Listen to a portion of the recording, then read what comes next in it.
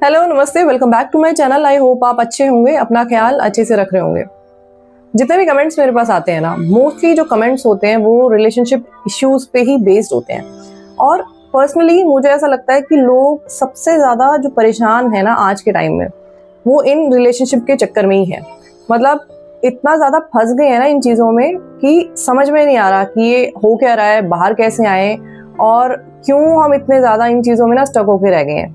और ना मुझे ऐसा लगता है कि कहीं ना हम ये जो रिलेशनशिप वाला ये जो पूरा चक्कर है ना, इसको ठीक से समझ ही नहीं रहे।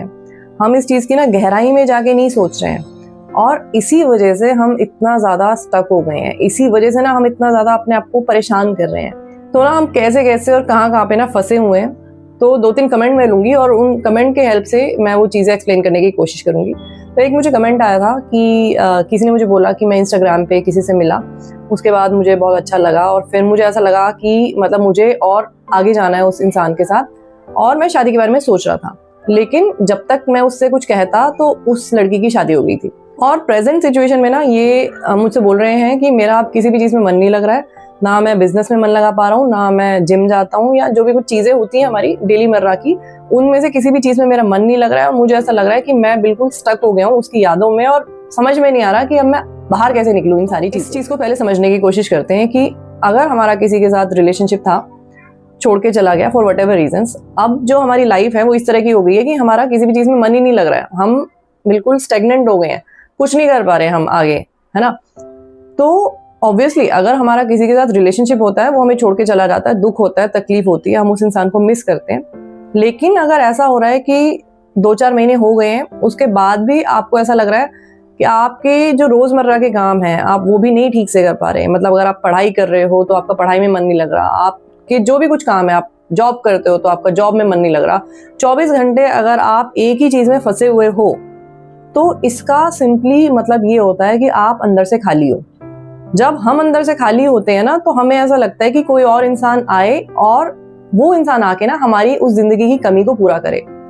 जब वो इंसान हमारे साथ था, हम उससे बात कर रहे थे, हम उससे मिल रहे थे, तो जो हमारे अंदर का खालीपन था ना, वो इंसान पूरा कर रहा था और इसीलिए हमें उससे मिलके बहुत अच्छा लग रहा था। अब क्या हुआ कि जब वो चला गया तो वही अंदर का जो खालीपन था वो वापस से आ गया और जो जिंदगी है ना वो रुक गई। अब इस चीज को ना समझने के लिए एक एग्जांपल लेते हैं। सपोज मेरे पास खाने के लिए खाना है लेकिन डेजर्ट नहीं है और मुझे डेजर्ट बहुत पसंद है। तो अगर कोई इंसान मेरे घर में आता है और वो डेजर्ट लेके आता है, सपोज कोई पेस्ट्री लेके आ गया, तो मुझे बड़ा अच्छा लगेगा क्योंकि मेरे पास तो था नहीं और वो इंसान आया और वो लेके आ गया।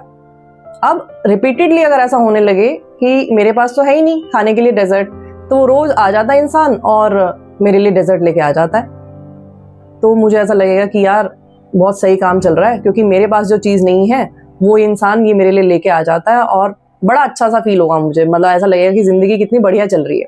तो अब जब वो इंसान आना बंद कर देगा तो मुझे ऐसा लगेगा कि यार बड़ा अच्छा चल रहा था, सब कुछ बड़ा मज़ा आ रहा था और मैं उन चीज़ों को मिस करने लगूंगी जो चीज़ें मुझे उस इंसान से मिल रही थी। क्यों? क्योंकि मेरे पास वो चीज़ें नहीं थी। और इसका मतलब ये नहीं है कि हम उस इंसान से बहुत ज़्यादा प्यार करते थे। इसका मतलब ये है कि हम अपने अंदर के खालीपन को, जो चीज़ें मेरे पास नहीं थी, उन चीज़ों को पूरा कर रही थी मैं उस इंसान के थ्रू, क्योंकि वो चीज़ें उसमें थी। अब ना मैं एक और कमेंट लेती हूँ यहाँ पे। किसी का मुझे कमेंट आया, उन्होंने मुझे बोला कि मैं किसी लड़की से प्यार करता था और मैं बहुत मतलब उसके लिए सारी चीज़ें करता था। मतलब कि उसको बाहर लेके जाना, जो वो चीज़ें बोल रही है वो करना, गिफ्ट देना, मतलब जो भी कोई एक लड़की जिस चीज़ में खुश हो सकती है, वो उन्होंने लिखा कि वो सारी वो चीज़ें करते थे। लेकिन फिर भी वो लड़की उनको छोड़ के किसी और के पास चली गई। अब जब ऐसा होता है तो पहली चीज़ तो ये आती है कि मैंने उसके लिए ये सब कुछ किया तो फिर उसने मुझे धोखा कैसे दे दिया, है ना। यही चीज़ आती है सबके दिमाग में सबसे पहले। तो ना यहाँ पे हमें इस चीज़ को समझने की ज़रूरत है कि अगर जब हम प्यार की बात कर रहे होते हैं और अगर आप सचमुच में ये क्लेम कर रहे हो कि आप किसी को प्यार करते हो, तो वो जो प्यार है ना वो बिजनेस नहीं है, वो सौदा नहीं है कि मैंने किसी को ये दिया तो उसने मुझे रिजेक्ट करके वो कहीं और क्यों चली गई।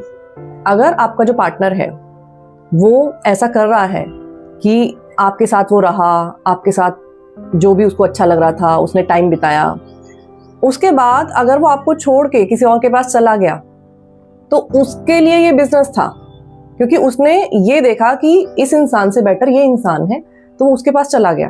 तो उसने सौदा किया कहीं ना कहीं। उसका जो कॉन्सेप्ट है प्यार का वो इसी तरीके का है कि जहां मुझे कोई ऐसा लगेगा कि हाँ ये बेटर ऑप्शन है तो मैं उसके पास चली जाऊंगी।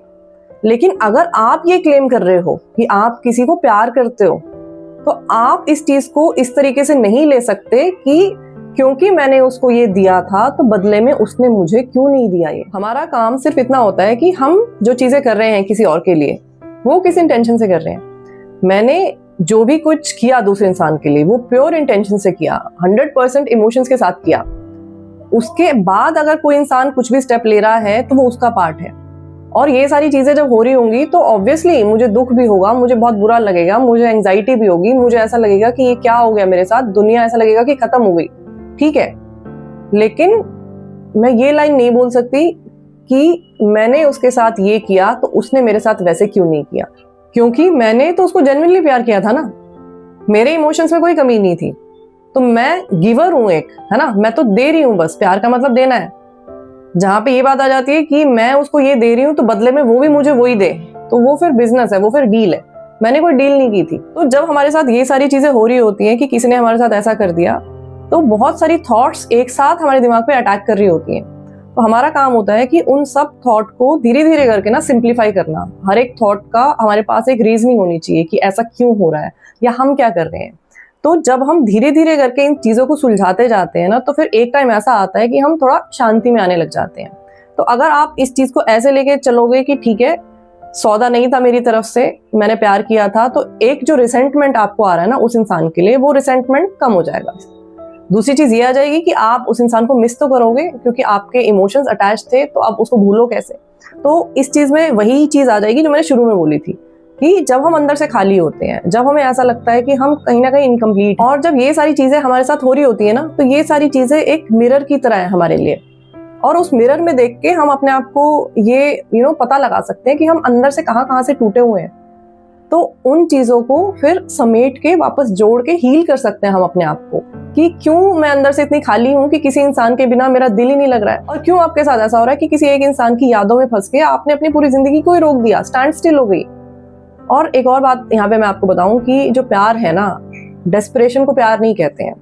अगर मुझे ऐसा हो रहा है कि मुझे इस इंसान से बात करनी है, मुझे इस इंसान से मिलना है, तभी मेरी जो जिंदगी है ना उसको पुश मिलता है, तो ये डेस्परेशन है और डेस्परेशन प्यार नहीं हो। जब आप ये सोचने लग जाते हो ना कि ठीक है कोई इंसान आता है मेरी लाइफ में तो बहुत अच्छी बात है, और अगर नहीं भी आता है तो भी कोई बात नहीं, मैं हूँ अपने लिए, इनफ हूँ मैं अपने लिए। ऐसा होता है ना कि जब अगर कोई सड़क पे आप जा रहे हो, कोई भिखारी आपके पीछे पड़ जाता है भीख मांगने के लिए, तो आप कभी नहीं उसको दोगे। लेकिन अगर एक बंदा साइड में बैठा हुआ है बेचारा, ठीक है, आपको कुछ नहीं कह रहा, तो आप फिर भी जाओगे और उसको कुछ ना कुछ दे दोगे। वही कॉन्सेप्ट है, एनर्जी का कॉन्सेप्ट है। जब आप किसी के लिए ये सोचना बंद कर देते हो कि क्यों नहीं है वो मेरी लाइफ में, क्यों नहीं आ रहा वो मेरी लाइफ में, या उसने मेरे साथ क्यों ऐसा कर दिया, या वो क्यों चला गया, जब इस एनर्जी में आप होते हो ना, तो आपकी जो एनर्जी है वो अट्रैक्टिव नहीं होती। क्योंकि जब तक आप अंदर से खाली होते हो ना, तो अगर कोई इंसान आपकी लाइफ में आ भी जाएगा तो भी वो अट्रैक्ट नहीं होगा आपसे, थोड़े टाइम बाद चला जाएगा।